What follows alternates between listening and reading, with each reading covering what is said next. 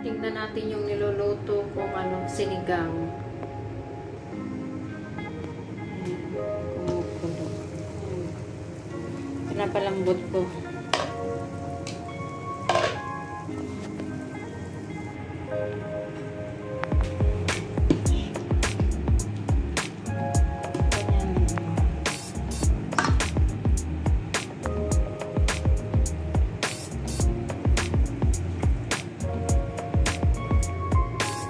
Maya-maya pa itong niluluto ko na to.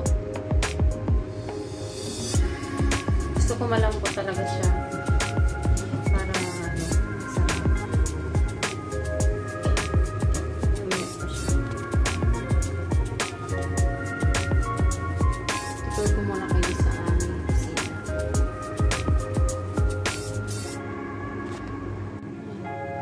Malambot na yung ano, karne. Ilalagay na natin ito. Mga sahog.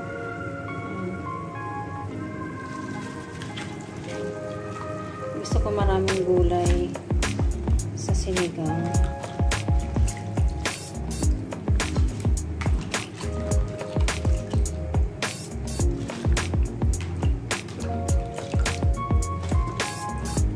Lagay ko na ito lahat para isahang kulo siya.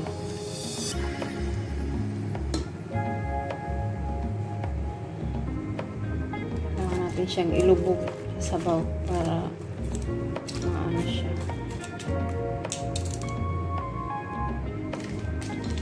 Ito ang gagamitin kong pampaasim. Ang sitas.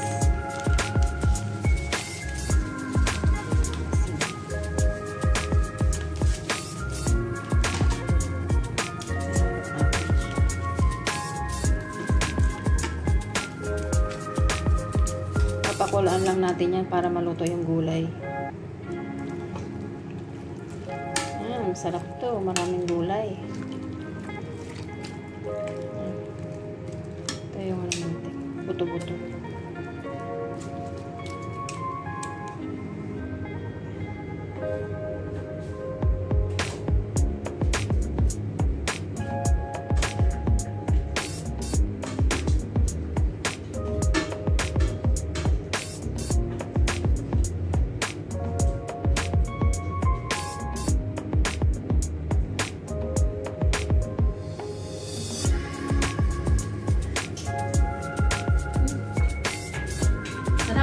Asim. Hintayin na lang natin siya. Ilang minuto na lang. Okay na ito. Tingnan natin ang ating nilulutong sinigang na baboy. Ito na po. Grabe ang kanyang kulo.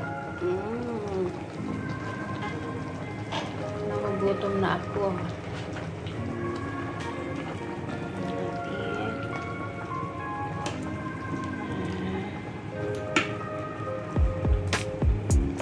Nilagay ko yung ano, yung tira kong patatas kasi hindi naman ako magra-rice. So patatas na lang. Yan lang, magpapapaka lang ako niyan. Pero parang hindi pa luto yung ano.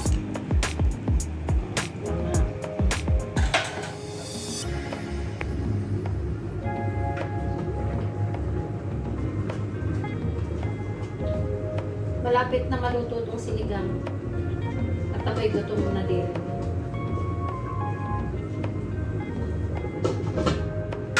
Ready na yung naman yan.